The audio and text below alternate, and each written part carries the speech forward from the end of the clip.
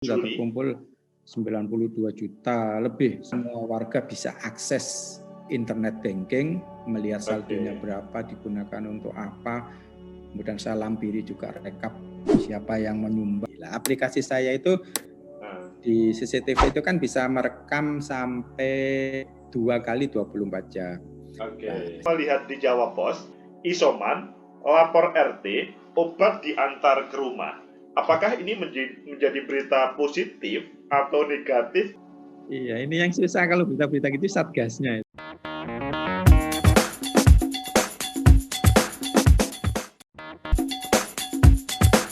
Assalamualaikum warahmatullahi wabarakatuh.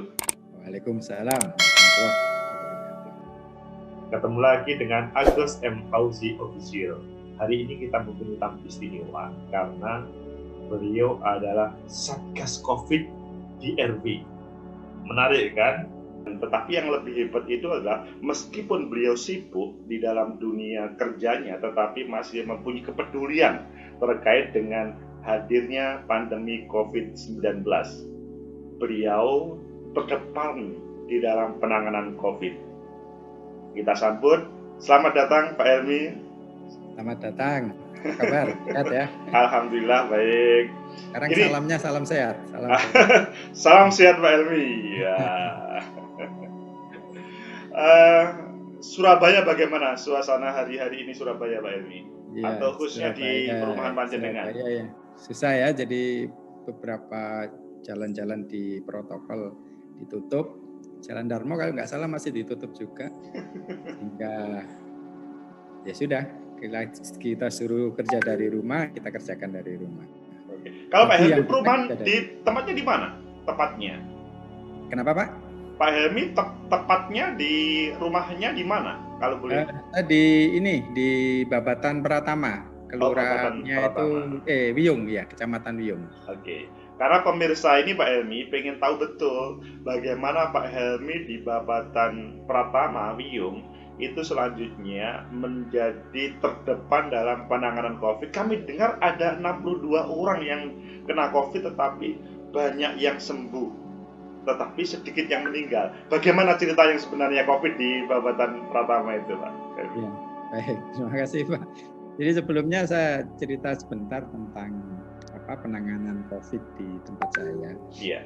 Jadi ini kalau tidak salah sekarang ini gelombang kedua ya, dan yang menyerang ini kebanyakan yang di Babatan Pratama varian Delta. Nah sebelumnya dulu pada waktu gelombang pertama itu awal Maret, pertengahan Maret itu sudah ada yang terpapar dulu waktu awal-awal COVID masuk Indonesia. Ada satu anggota keluarga yang terpapar. Dari situ kemudian kami mengambil inisiatif untuk membuat satgas, gitu ya, satgas penanganan. Ya, kami itu warga RW atau RT atau ya hanya lingkungan saja, Pak Helmi? Ya, jadi di Perumahan Pratama ini terdiri dari satu RW, namanya RW 08. Di pengurus RW waktu itu rapat cepat untuk membentuk sebuah satgas. Kebetulan karena saya di pengurusan RW itu sebagai seksi sosial, maka diberi kepercayaan untuk menjadi ketua satgasnya. Gitu. Kalau dalam bahasa negara itu menjadi menteri sosialnya begitu menteri ya. Sosial. Tapi nggak suka marah-marah menteri sosialnya. Nah, itu dibentuk kurang lebih sekitar Maret 27 Maret saya masih ingat. 27 Maret tahun 2020. Karena waktu itu saya langsung mendaftarkan ke bank, membentuk sebuah rekening donasi namanya RW 08 Pratama Peduli. Dan bank diberi layanan khusus karena ini untuk kegiatan kemasyarakatan, kita bisa diberi nama dengan nama yang spesifik seperti itu.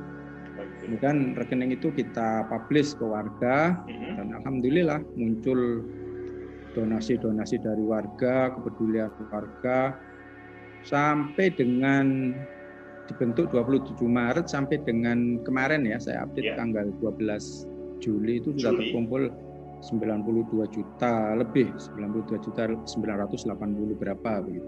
92 itu sebagian sudah ada yang digunakan atau masih sifatnya yang dikalkulasi saja Pak Helmi?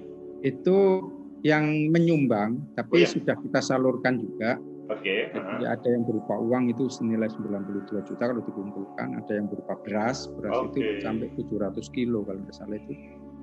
Itu kita bagikan karena sekitar bulan Juni, Juli itu dampak ekonomi sudah mulai terasa di perumahan kami. Jadi mungkin Bapak Ibu sekalian diketahui bahwa di Pratama ini 100% itu pekerja pedagang gitu ya. Jadi mereka punya toko, mereka punya usaha di luar. Jadi artinya kerjanya mesti harus keluar dari komplek perumahan sehingga mobilitas warga itu sangat tinggi sekali. Pagi keluar, malam balik dan seterusnya, sehingga resiko terpapar itu juga tinggi gitu ya. Tapi yang saya dengar Pak Helmi, perumahan Pratama itu menengah ke atas sehingga kelihatannya Mas Hasyim perlu dibantu terkait dengan dampak COVID ini Pak Helmi. Ya, jadi memang benar mereka adalah menengah ke atas, tapi usahanya tutup. Jadi mereka usahanya tutup, jadi bayangkan yang habis punya usaha, punya pekerjaan, kemudian tiba-tiba harus berhenti, sementara dia harus tetap bisa bertahan hidup, ya sudah, hanya kita buatkan sembako Pak. Jadi ada 208 warga itu dalam 9 periode yang kita bagikan itu satu keluarga satu paket sembako. Kalau nggak salah dulu itu satu paket sembako itu terdiri dari beras 25 kilo, kemudian minyak gorengnya 2 liter, kemudian mie instannya 1 dus, terus gulanya 1 kilo, telurnya 1 kilo. Dan mereka bersedia menerima? Ada yang bersedia, ada juga yang tidak bersedia. Jadi dari masing-masing Pak RT itu menyerahkan data kepada kami. Ini adalah warga yang saat ini lagi kesulitan dalam sisi ekonominya karena usahanya tutup, PHK dan lain-lain macam-macam. Terus kita data, kemudian kita kontak yang bersangkutan apa berkenan untuk menerima bantuan Bansos. Ada yang berkenan, ada juga yang tidak berkenan.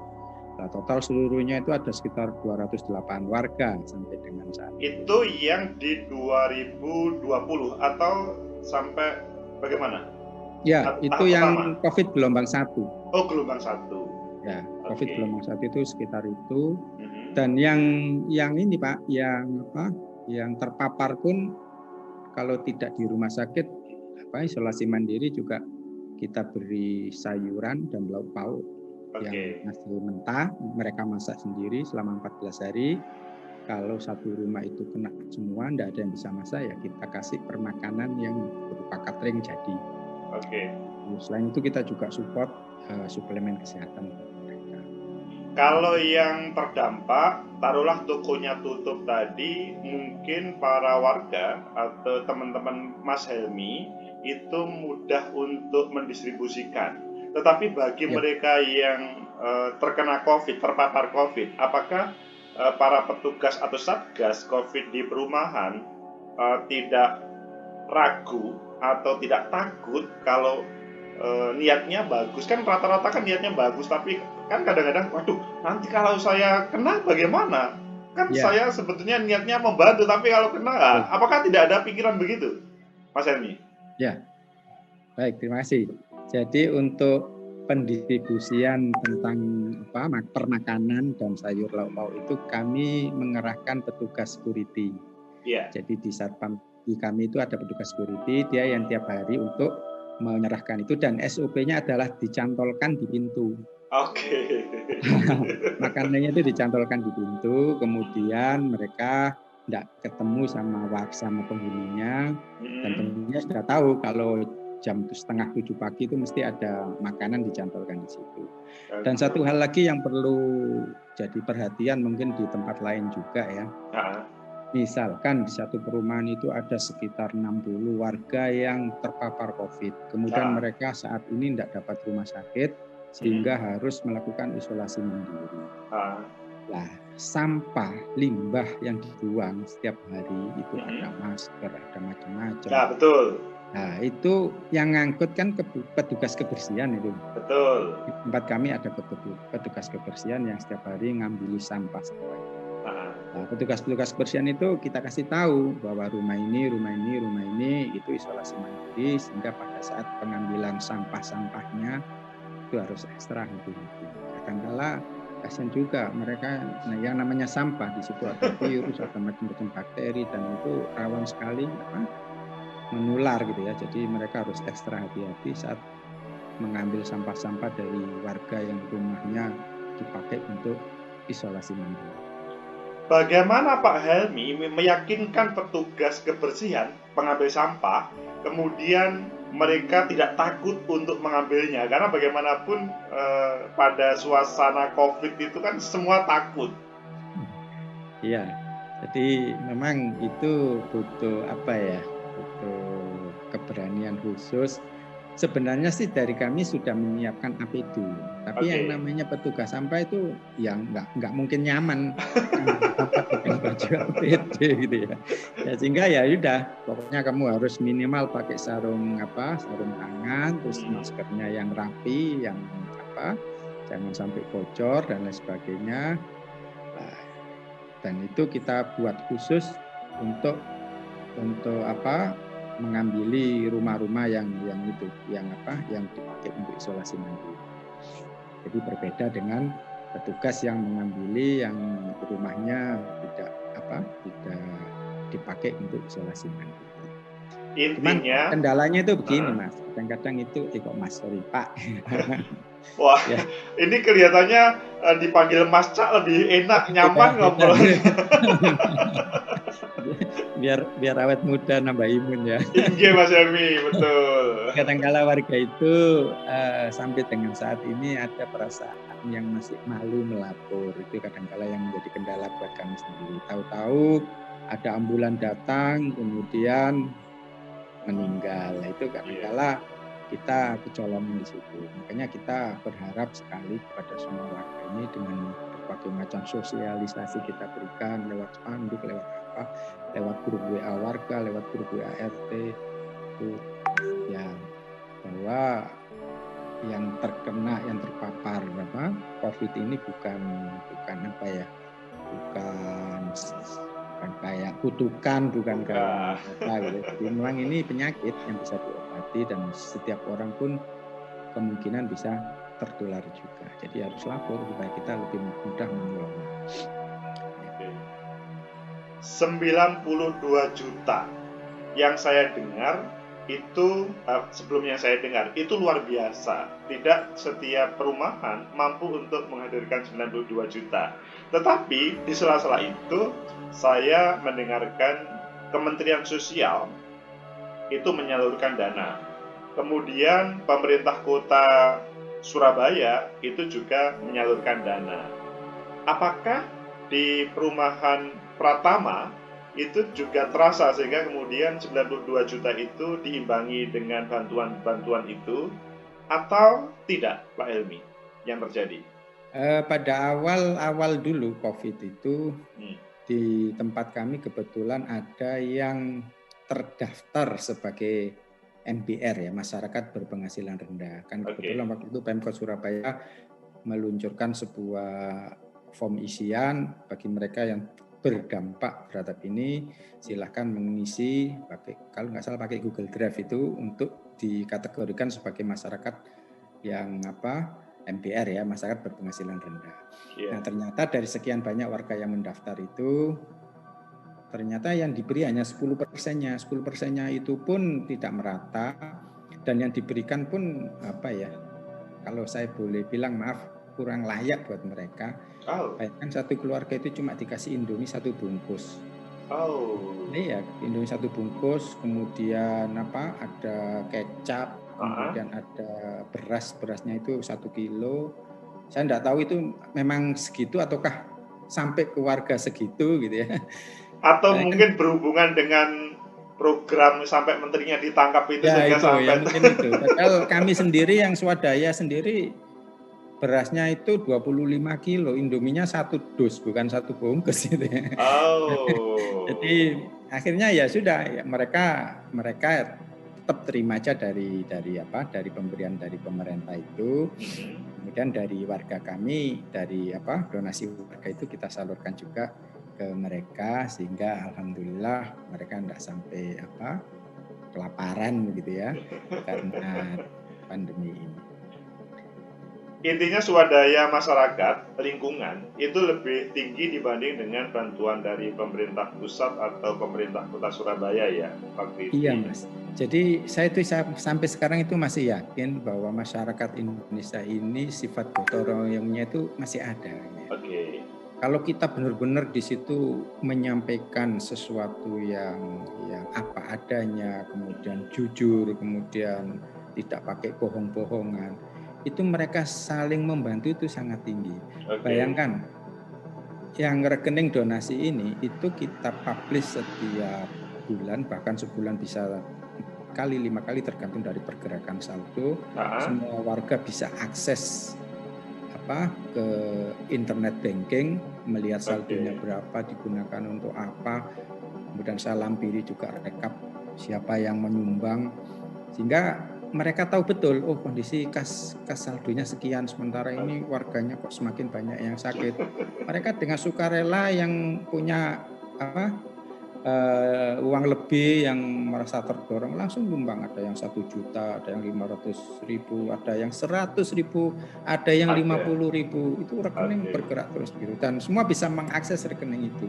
Jadi keterbukaan seperti itu kalau benar-benar dijalankan ya, itu saya kira rasa gotong royong yang selama ini hilang itu tidak ada, akan tumbuh. Mungkin sekarang ini mereka apatis gitu ya, kurang peduli, tapi karena yang di sana-sana itu mungkin waduh beritanya kok begini, kebohongan terus begini ya.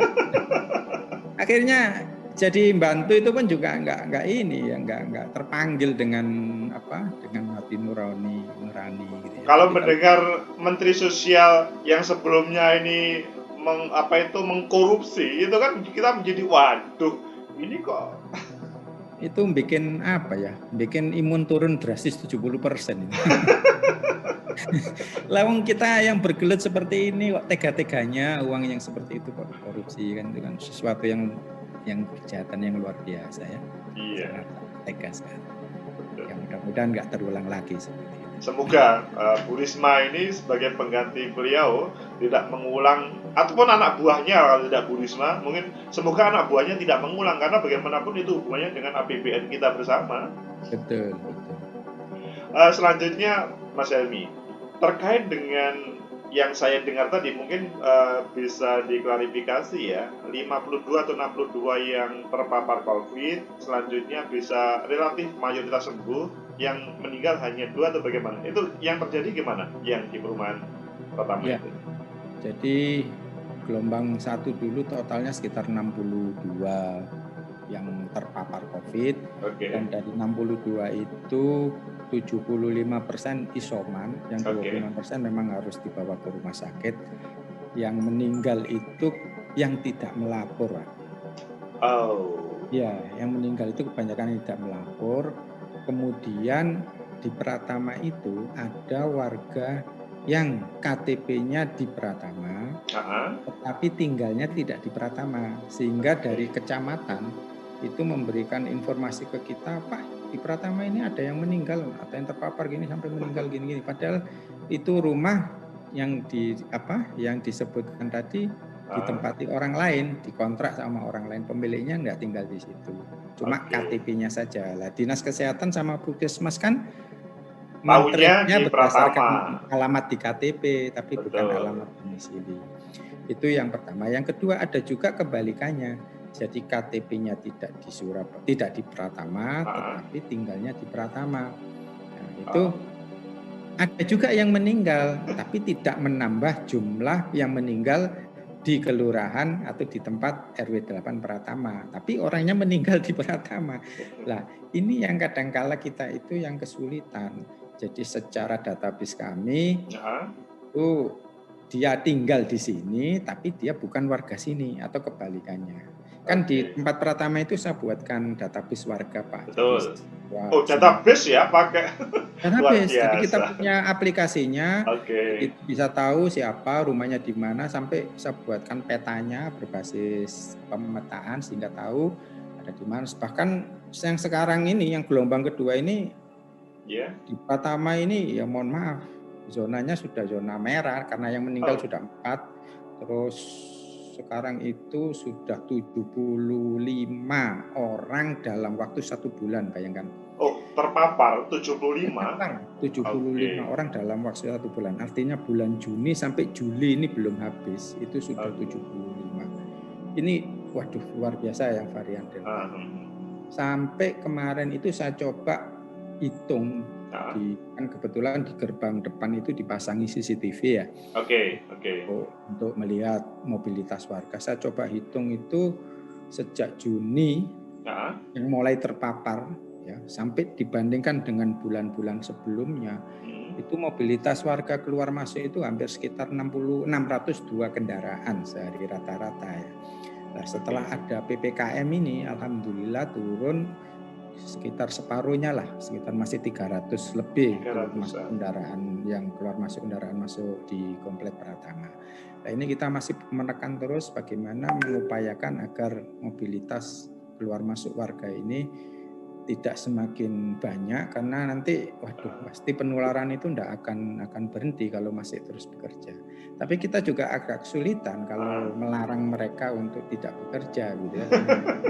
RW juga nggak bisa ngopain mereka kalau di rumah saja. Bagaimana caranya? Jadi ya kita batasi saja, masuknya paling malam itu tidak boleh keluar lagi jam 8 malam. Setelah itu gerbangnya ditutup, tidak bisa, sudah kita batasi seperti itu. Dan penjual-penjual yang kayak tahu tek, nasi goreng itu sudah nggak bisa masuk lagi jam 8. Oh, nggak boleh? Boleh, karena nanti khawatir bawa. Total nggak boleh atau jam-jamnya saja yang nggak boleh? Jamnya, sampai jam 8 malam saja. Sampai jam 8 malam ya, oke. Kalau Pak Jokowi atau Pak Eri Cahyadi tahu tentang Mas Helmi ini, saya yakin akan diangkat menjadi salah satu menterinya. Karena mampu menghadirkan sebuah aplikasi mobilitas orang yang keluar masuk perumahan dan bisa mengkalkulasikan selama ini. Kalau kita melihat taruhlah di Bundaran Waru ya, orang mau datang ke Surabaya, meskipun dia warga Surabaya, tetapi KTP-nya luar Surabaya, itu kan harus bercekcok dengan para petugas. Padahal kalau melihat aplikasi jenengan, wah luar biasa ini mengelola negara ini. Iya, jadi di tempat kami itu SOP-nya kalau warga tidak diminta KTP, tapi kalau ada tamu, entah itu GrabFood atau GoFood Gojek itu, suruh berhenti dulu, nanti KTP-nya disimpan di Satpam, dia diberi pas entry, jadi ganti kartu pas entry, nanti selesai itu KTP-nya dikembalikan lagi. Nah, aplikasi saya itu di CCTV itu kan bisa merekam sampai 2 kali 24 jam. Nah, hasil rekaman itu saya ambil, kemudian saya masukkan sebuah software untuk memonitor pergerakan itu, entah itu mobil, entah itu sepeda motor, entah itu orang, kita entrykan di situ identifikasinya apa. Nanti software sendiri yang menghitung, jadi bukan saya yang hitung. Rata-rata nanti sekian gitu. Itu untuk alat biar kita tahu seberapa besar sih mobilitas warga yang keluar masuk di Pratama. Kan harapannya Pak, PPKM ini kan kita mengurangi mobilitas. Betul. Karena virus tidak bisa jalan sendiri, virus mesti nebeng kita untuk bisa ketemu saudaranya yang di sana gitu ya. Kan habis tertular di Pakuwon gitu, virusnya namanya Idris, kemudian satu lagi saudara virusnya namanya Ulfa ketular di Jembatan Merah lah. Sama-sama orang Pratama, ketemu lagi, ketemu saudara virusnya itu repot ini. Repot kalau begitu. Ngomong-ngomong Mas Helmi itu apa sih pekerjaannya kok bisa sampai membuat aplikasi dan selanjutnya kelihatannya free ya, tidak masyarakat maksudnya tidak ditagihkan kepada RW kan ini? Oh enggak, ini free aja. Kebetulan kan di tempat saya itu memang software development, jadi kita membuat berbagai macam aplikasi. Ya, yang lebih spesifik lagi, lebih khusus lagi itu aplikasi yang untuk utility seperti elektrikal, kemudian perpipaan untuk air, telekomunikasi, dan semua aplikasi-aplikasi saya ini berbasis GIS atau berbasis peta, geografi informasi sistem. Iya, kadang-kala kan sekarang itu orang melihat data gitu, misalkan sebuah tabel si A namanya Rahmat, alamatnya Bapak Pratama, Blok G nomor 6, ini lagi COVID, hari ketiga, isolasi mandiri, gitu aja tabel-tabel gitulah.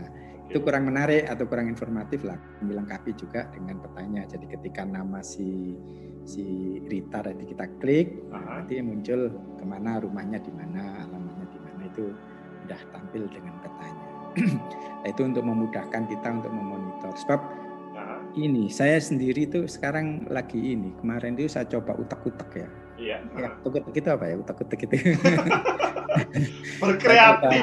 Saya coba analisis beberapa varian Delta yang melanda warga kami di Babatan Pratama itu ternyata kecenderungannya itu adalah model isolasi blok gitu. Contohnya begini, misalkan kemarin itu ada yang terpapar pertama kali di Pratama untuk varian Delta ini, dia di RT 8, tepatnya di Blok GG. Itu kena satu rumah di situ. Habis itu samping kirinya, habis itu depannya, habis itu belakangnya. Jadi melupak di situ. Terus kemudian pindah lagi di blok sebelahnya gitu ya gitu, melutak gitu. Jadi kayak dia itu, saya enggak tahu, saya bukan ahli virus ya, ahli kesehatan. Apakah memang ini menyebarnya cepat sekali, bahkan bisa melalui mungkin cukup dengan udara informasi yang diberikan saya oleh media itu. Sebab kenapa kok tetangganya itu ketular semua gitu ya. Dan kalau saya gambarkan petanya itu mesti mengerompol di situ. Oh, berkumpul ya? Iya, berkumpul, satu blok berkumpul, di situ ada 10 orang, satu blok lagi di sana ada 15 orang gitu. Bahkan ada di tempat saya itu ada 9 RT ya, dari satu RW itu ada 9 RT, ada satu RT lagi yang belum ada sama sekali warganya kena, itu RT 4. RT 1 sudah yang sama sekali tidak ada ya RT 4 itu ya? Nanti ya mudah-mudahan enggak sih. Semoga tidak lah, semoga. Itu aja di situ, nanti pasti di sekitaran kiri, kanan, belakang, depan itu pasti kena.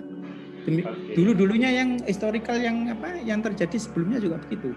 Blok gede kena, habis itu sebelahnya terus mampir sebelahnya lagi. Kok model tren penularannya kok seperti itu? Atau gitu. mungkin warga membuat kegiatan bersama begitu, atau tidak sama sekali? Sebenarnya sih kita itu kalau ada warga lapor mesti kita tanyai di rumah itu anggotanya berapa. Kan anggotanya 5, yang sudah dilakukan rapid test antigen berapa? Sudah semua Pak, yang 3 positif, yang 2 negatif. Lah, yang 2 negatif ini ditempatkan di mana, yang positif ditempatkan di mana.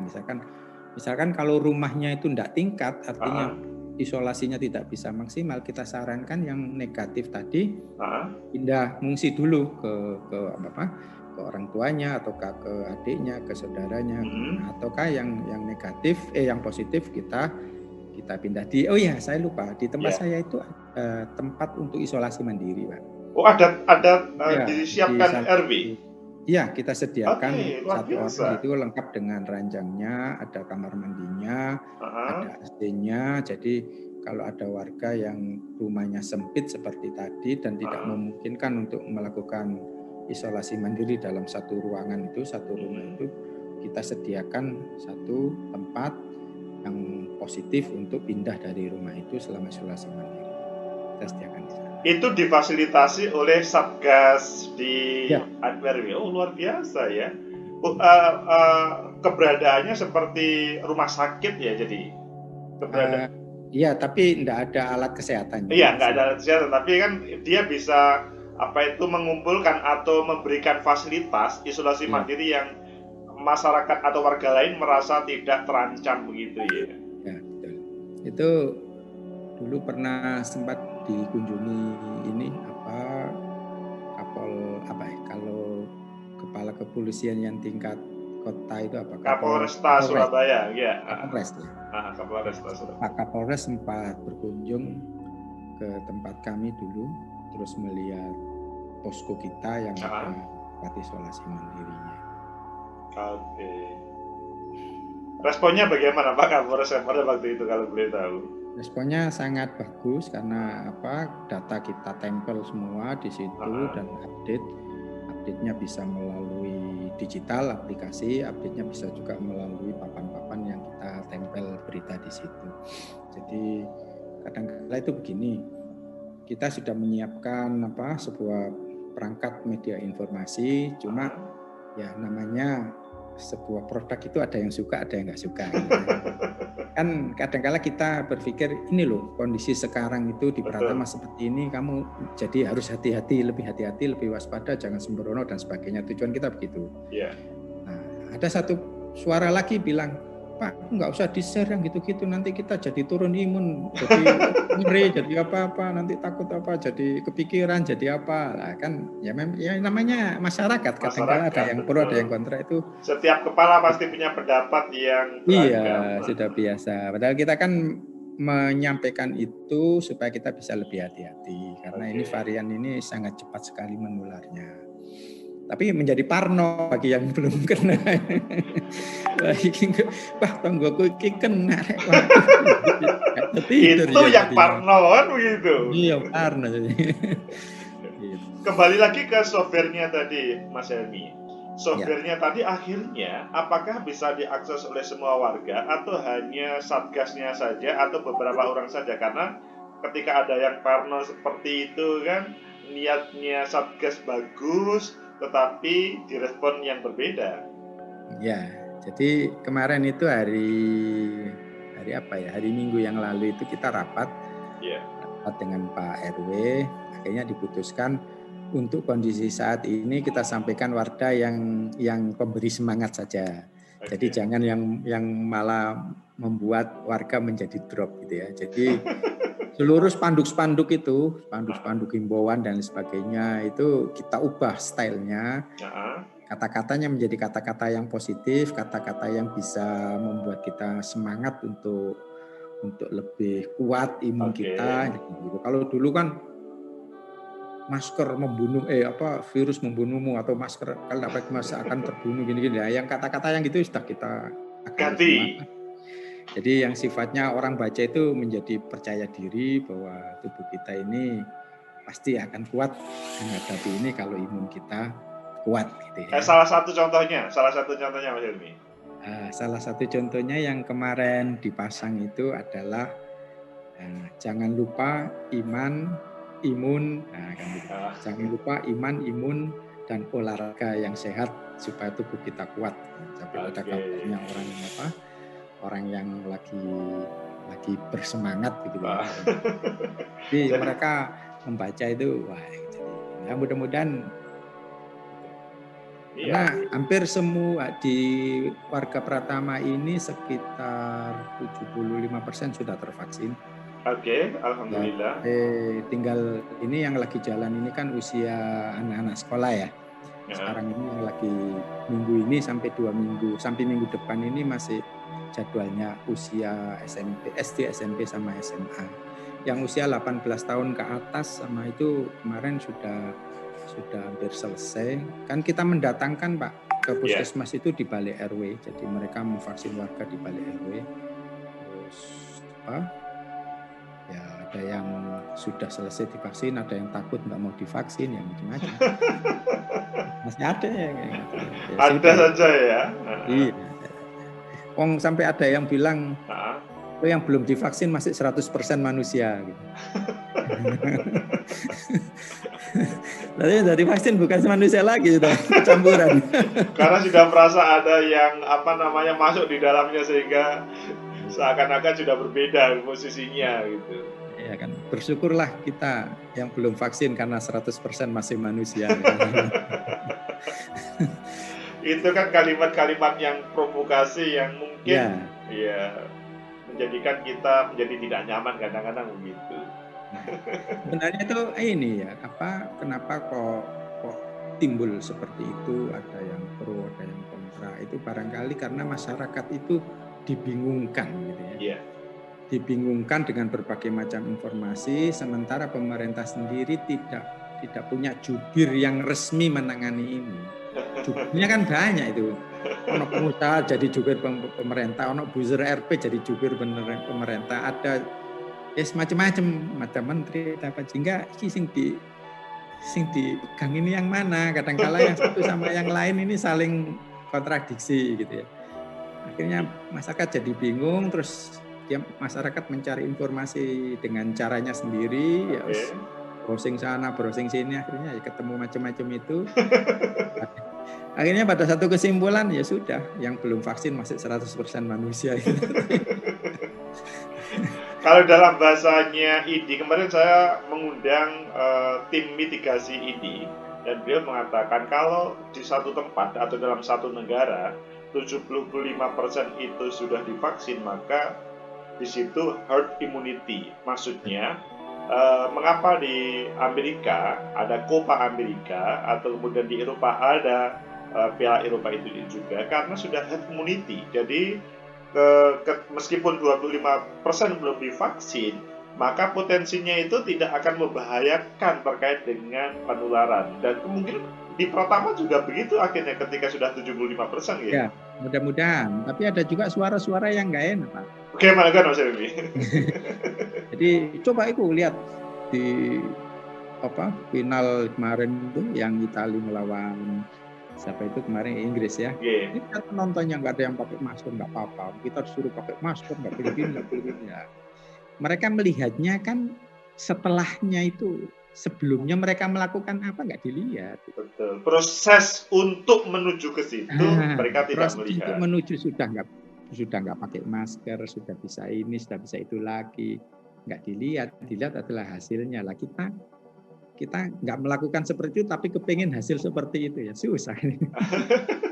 Jadi dia itu pengen jadi sarjana, tetapi tidak mau kuliah, Mas Helmi. Iya, maunya langsung wisuda. Gitu.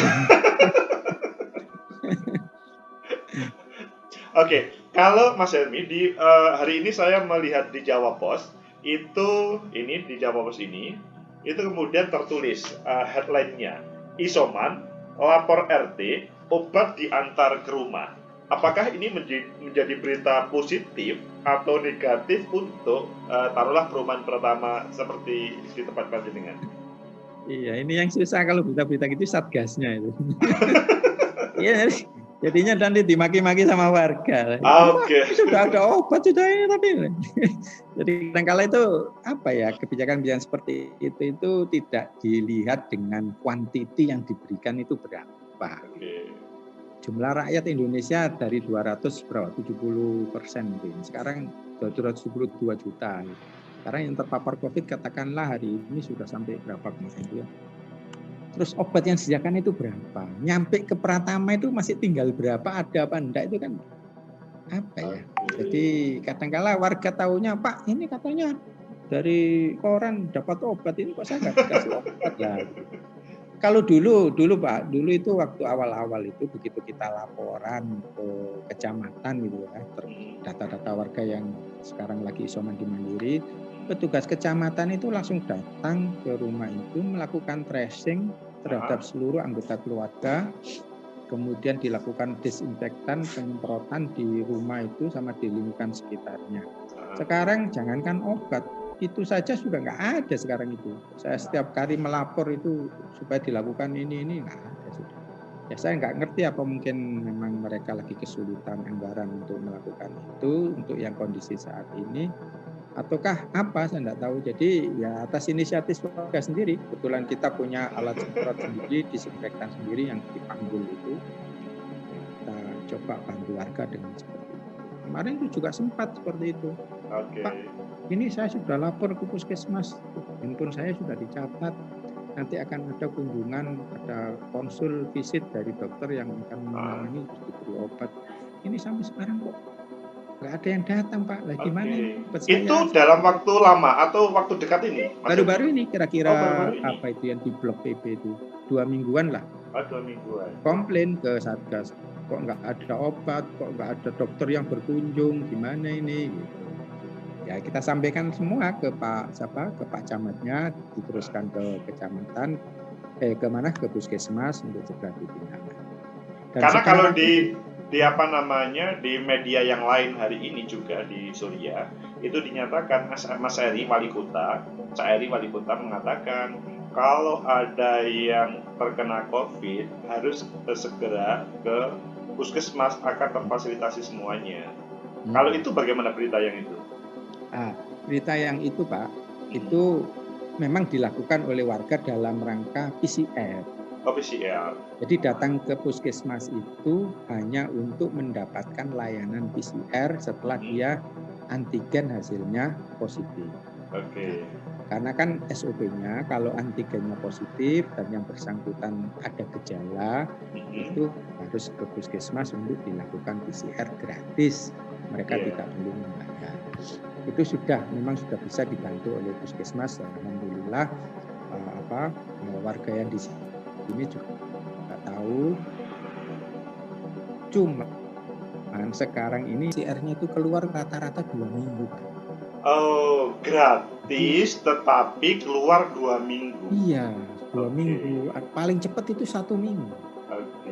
Sedangkan si penderita ini, bayangkan 2 minggu masa inkubasinya COVID ini 9 hari ya wis nggak karu-karuan rasanya.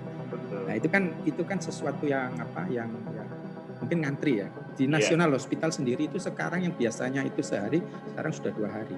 Mungkin karena labnya harus ngantri sekian banyak orang yang harus dites PCR sehingga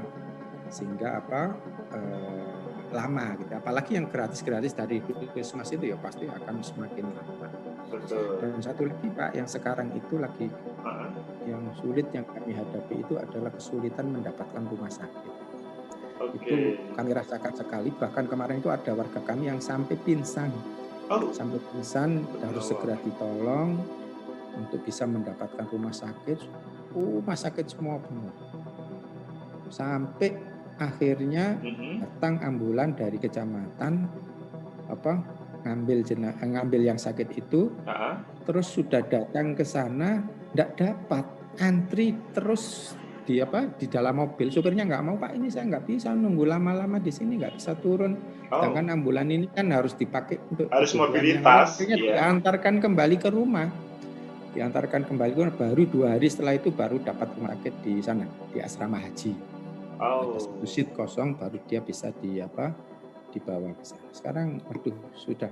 Intinya hari-hari ini rumah sakit full semuanya ya? Iya. Oke. Hati-hati dah, jangan sampai masuk rumah sakit. Susah kita nggak ada rumah sakit sudah.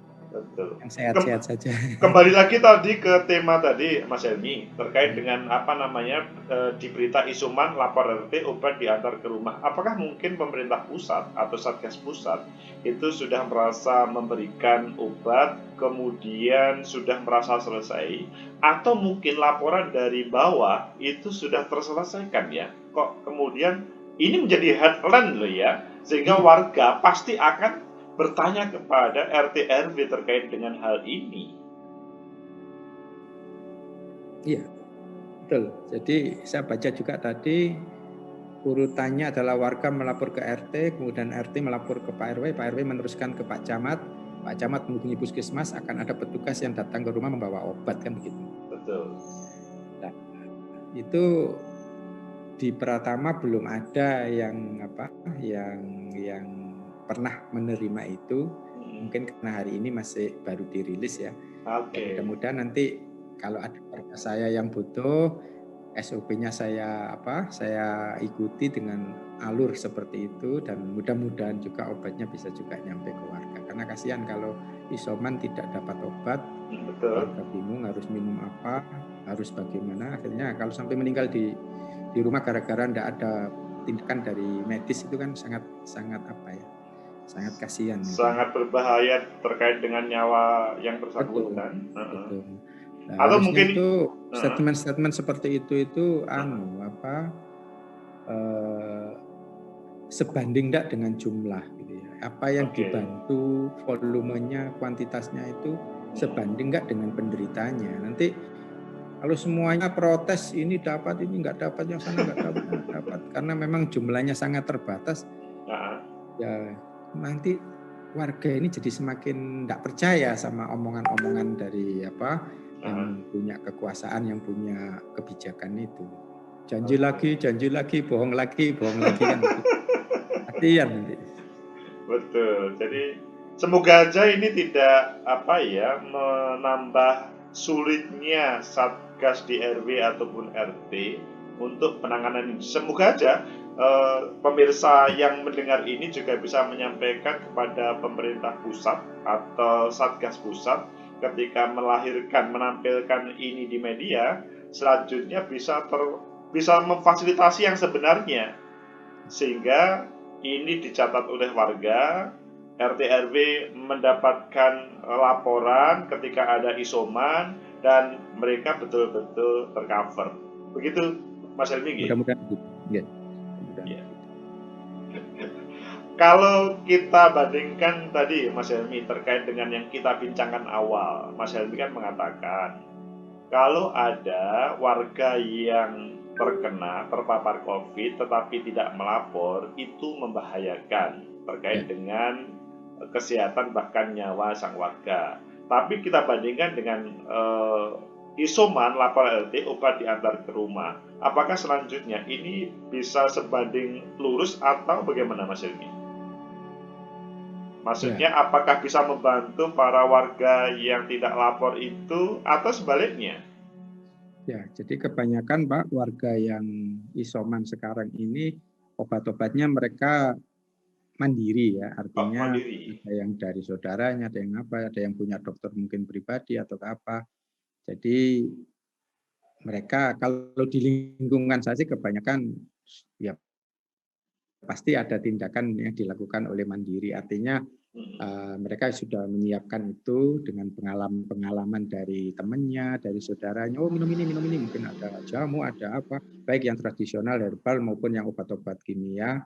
Itu nggak mungkin lah mereka sampai berdiam diri menunggu datangnya obat.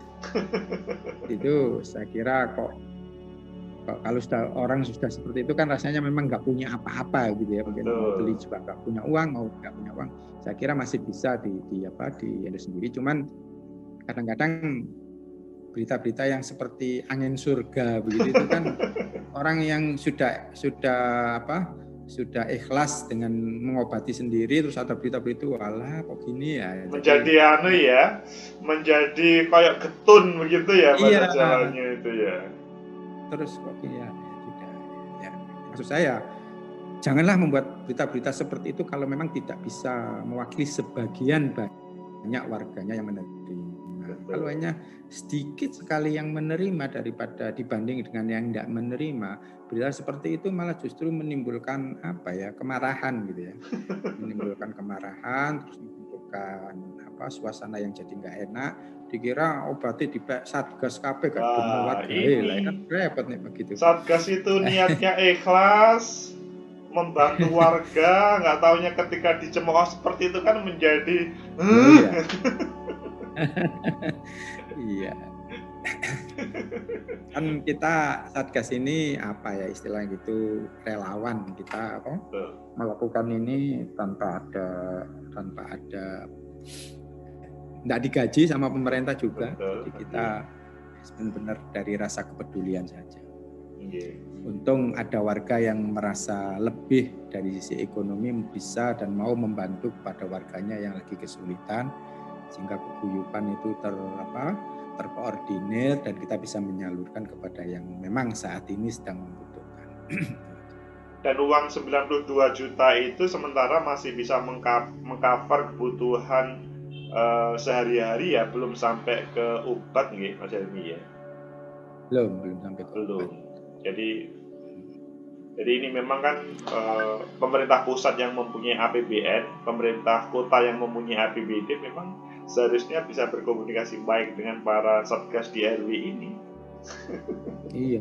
Itu pengelolaan uang itu kalau dikelola baik, kita mengelola di Pratama itu ada sekitar 1.300-an KK. Kalau di jumlah warganya itu kurang lebih sekitar 3.500 orang warga gitu ya. Dari 1.500 KK itu ada sekitar 3.500 orang.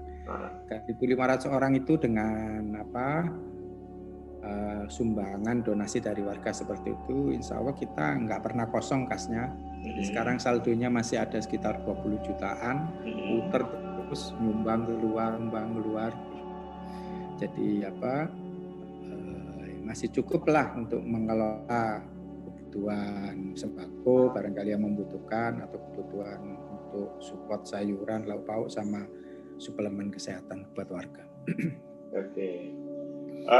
Dengan hadirnya dialog ini, Mas Helmi, mungkin ada usulan yang disampaikan kepada taruhlah pemerintah pusat atau pemerintah provinsi atau pemerintah kota Surabaya.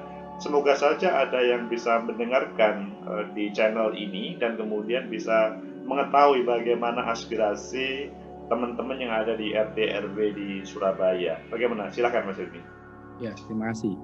Jadi sebenarnya saya setuju sekali dengan tindakan dari pemerintah untuk melakukan kayak semacam PSBB, PPKM atau apapun istilahnya itu, yang tujuannya itu mengurangi mobilitas warga. Cuman perlu diketahui bahwa masyarakat di kita, khususnya di Surabaya, umumnya di Indonesia dan khususnya di tempat saya, ini kan kedisiplinan dalam menggunakan protokol kesehatan itu masih sangat rendah. Jadi, sehingga seandainya pun itu PPKM yang dilakukan yang tanggung-tanggung, saya mungkin ngasih istilah nanggung gitu ya. Karena apa nanggung itu? Mungkin bisa dijelaskan ya, sebelum dilanjutkan. Disebut lockdown juga tidak, dibebaskan juga tidak gitu ya. Jadi masih nanggung. Nah, nanggung itu pun sebenarnya bisa dinetralisir, itu dengan bagaimana warga itu tertib melakukan protokol kesehatan. Seandainya tidak gampang membuka maskernya dan memakai masker yang benar, walaupun mobilitas itu masih ada dalam masa pandemi ini, dalam masalah PPKM ini, tapi penularan itu saya kira bisa diminimalkan. Cuman warga kita ini kan kadangkala enggak tertib gitu ya, enggak sadar tertib dengan protokol kesehatan, masih suka buka, masih suka foto-foto tanpa masker, tinggal disebut orang gitu ya. Nah, kadang-kadang itu nggak sadar tiba-tiba ketular. Ya sudah, kalau kita memang nggak bisa menutup secara full, definisi lockdown itu nggak bergerak, misalkan orang itu nggak boleh bergerak, harus di rumah saja supaya virus nggak ikut kita kemana-mana. Ya mungkin bisa seperti itu, tapi saya yakin di sini nggak bisa karena orang masih ada yang upahnya harian, masih ada yang digaji mingguan, yang kalau tidak datang tidak dapat upah, dan mereka masih iya. Kalau kita mungkin dari rumah insya Allah masih bisa kerja dengan menggunakan alat kerja kita, pakai laptop masih bisa menghasilkan. Tapi kan ada juga mereka yang baru ada kegiatan fisik, kemudian baru dibayar, itu masih banyak. Kalau nggak nampak di situ ya nggak digaji lah, itu kan mereka juga butuh untuk kehidupan sehari-hari. Oke, mereka silahkan seperti itu, tapi kesadaran bagaimana menggunakan masker, tertib dengan protokol kesehatan, cuci tangan dan sebagainya, menghindari dulu lah ngobrol-ngobrol waktu istirahat atau saya kira penyebarannya nggak sehebat ini ya. Lockdown nanggung tapi prokesnya ketat, itu saya kira bisa mengimbangi. Tapi lockdownnya sudah nanggung, prokesnya longgar, ya sudah, akhirnya jadinya seperti ini, jadi nggak terkendali. Semoga hal ini bisa didengarkan oleh pemerintah pusat yang hari-hari ini masih berpikir mau melanjutkan untuk PPKM darurat atau tidak, meskipun sudah mengarah ke melanjutkan. Tapi melanjutkan itu tetap masukan dari Mas Helmi ini sangat penting. Juga teman-teman di pemerintah provinsi dan pemerintah kota Surabaya semoga juga mendengarkan aspirasi ini sehingga bisa menghadirkan sebuah kebijakan yang sinergi dengan RT RW. Sebelum kita tutup Mas Helmi, ini kan sudah lama kita ngobrolnya. Saya ingin closing statement dari Panjenengan terkait dengan Panjenengan sebagai Satgas COVID-19 di RW. Bagaimana closing statement Mas Helmi terkait dengan warga, tidak hanya di Pratama tentunya, warga yang seluruhnya merespon terkait dengan Satgas COVID yang hadirnya karena mandiri, bukan dibentuk oleh pemerintah, yang sifatnya ikhlas lillahi ta'ala. Monggo Mas Helmi. Ya, terima kasih. Jadi saya selalu pesan kepada melalui grup-grup WA di sini, kita harus yakin bahwa pandemi ini akan bisa selesai. Dan nanti saya yakin akan ada lagi varian-varian yang lain, dan pasti akan lebih ganas lagi. Semua itu bisa dilawan, semua itu bisa kita menangkan dengan cara menjaga imun kita. Menjaga imun dan menjaga iman itu ada sesuatu yang harus benar-benar diterapkan saat ini. Kenapa imun? Karena secanggih apapun virusnya, secanggih apapun varian barunya, kalau imun kita tidak kuat, vaksin yang dimasukkan ke tubuh kita pun tidak bisa berbuat apa-apa. Karena vaksin itu akan bekerja maksimal kalau didukung dengan imun tubuh kita yang kuat. Imun tubuh kita yang kuat itu bisa dibentuk dengan cara hidup sehat, makan yang bagus, makan yang sehat-sehat gitu ya. Kemudian ya prokes, protokol kesehatan. Kemudian iman. Kenapa kok harus ada iman? Karena ini semua pasti datangnya dari Tuhan Yang Maha Esa, dari Allah, dari Tuhan Yang Maha Esa. Tidak mungkin ada penyakit, tidak mungkin ada wabah kalau tidak ada hikmah di dalamnya. Mungkin banyak sekali hikmah yang terjadi di dalam kehidupan kita ini.